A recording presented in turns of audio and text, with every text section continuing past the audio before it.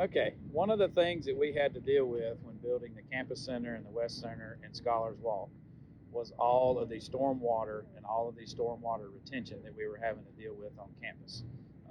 When we built these buildings, we dramatically changed the relationship between permeable and impermeable surfaces, which is surfaces that drain water and surfaces that absorb water.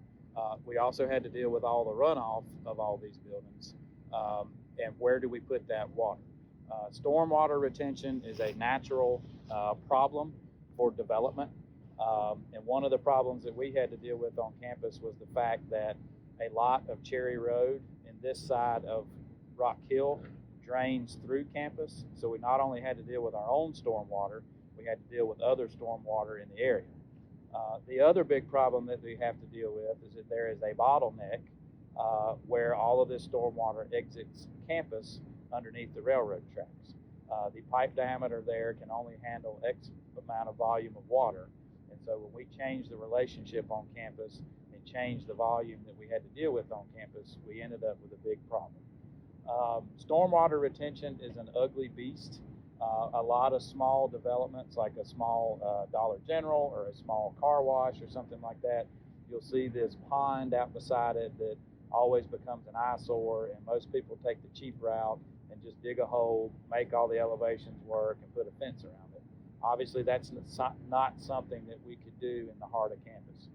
So what we did was try to take literally outside the box approach. We worked with a civil engineer and a landscape architect to try to come up with a way to deal with the volume of stormwater and the volume of stormwater retention that we had to deal with on campus. The system that we came up with involves underground stormwater storage as the first way to deal with it. The second way that we deal with it are the large round circles out on the campus green. Those circles are actually stormwater retention ponds. In the right rain, the right storm event, those will fill up with water. The neat thing that we did with those stormwater retention ponds is we dug a giant basin underneath them, put in specific type of soils, put in specific type of gravel, put in specific type of filtration and piping systems, so that when those get full, they naturally perk down into the water table. A lot of that water is filtered, and a lot of that water isn't going directly down the storm drain and right into the creek and watershed in town. It's good that we have the green space on campus, but one of the things that students need to be aware of is if you see water in those, you need to stay out of them. One of the reasons that you want to stay out of them when there's water in them is that stormwater is stormwater, and it picks up everything on the surface: motor oils, chemicals, pet and animal feces, all of the things that might be laying around in the grass, in the road, on the sidewalks, in parking lots, and it's literally going to be floating out there until it's either filtered or sent down the storm drain. The other reason you might want to stay out of it when it's full of water is you walking around in the mud, walking around in that basin changes the dynamic of the vegetation, of the soil structure. It's not just leaving muddy footprints, it's damaging the system that was put in.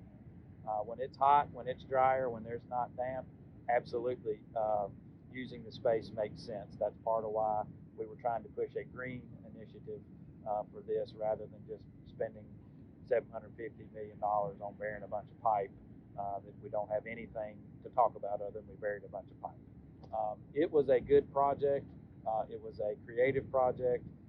We think that it has done what it was supposed to do. Obviously, from a code and an engineering standpoint, it let us finish our buildings. It let us finish all the hardscaping. It did all the things from an engineering standpoint that it was supposed to do.